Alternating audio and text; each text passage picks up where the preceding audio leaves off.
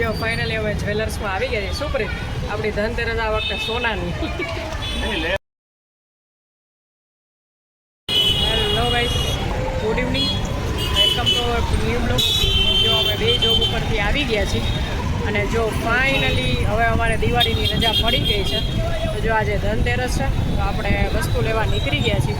તો જો આજે અમે પહેલી વાર અમારા બેના મેરેજ થયા પછી અમે બે પહેલી વાર આજે ધનતેરસ ઉપર ગોલ્ડ લેવા જઈએ છીએ. ઉપરી ભાવ અને અમારા બેયનું લેવા જાય છે, એવું નથી કે એકનું છે. તો જો અમે શું લઈએ છીએ એ અમે તમને આગળ જઈને બતાડશું. અવાજ નહીં આવે કારણ કે ટ્રાફિક બહુ છે એટલે. તો જો રાજકોટનો ટ્રાફિક.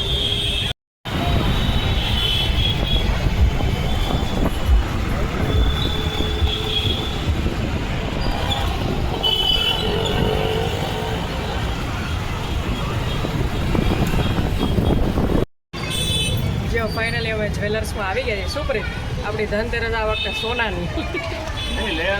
અમારા બેયનું થઈ જશે. તો હવે શું લઈએ છીએ એ તમને આગળ બતાવશું, બરાબર ને?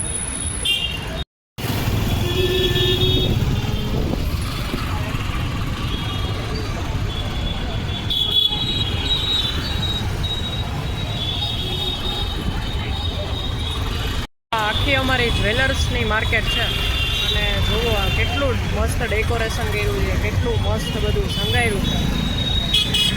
પણ એવું લાગે છે કે અંદર પબ્લિક નહીં હોય કારણ કે ભાવ એવા થઈ ગયા. શું પ્રીસ આપણે ખુદે લીધું તો માણાની શું ના પાડવી. તો એવા હશે જ અમારા જેવા માણસો જે સોનાની ખરીદી કરવા ગયા હશે. તો બધાને હેપી ધનતેરસ. તો બધા સોનું લઈ આવો. આ બ્લોગ તો કાલે આવશે પણ બધા સોનું લઈ આવો અને મોજ કરો. શું કેવું પ્રીસ? જો ફાઇનલી હવે અમે આવ્યા છે ને કપડાની શોપિંગ કરવા માટે આવ્યા છીએ. તો હવે જોઈએ શું લઈએ છીએ. જો ફાઇનલી અમે બહારેથી ઘરે આવી ગયા છીએ અને જો ફાઇનલી અમારા બોક્સ આવી ગયા છે અમારા હાથમાં. શું પ્રીત, કેવી ફિલિંગ આવે તને? તો જો ફાઇનલી બોક્સ આવી ગયા છે અને જો હવે શું લીધું છે એ હું તમને બતાડું આગળ. યસ,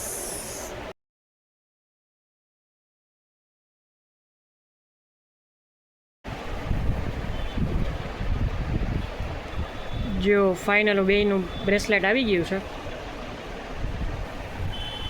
જો આ મારું બ્રેસલેટ છે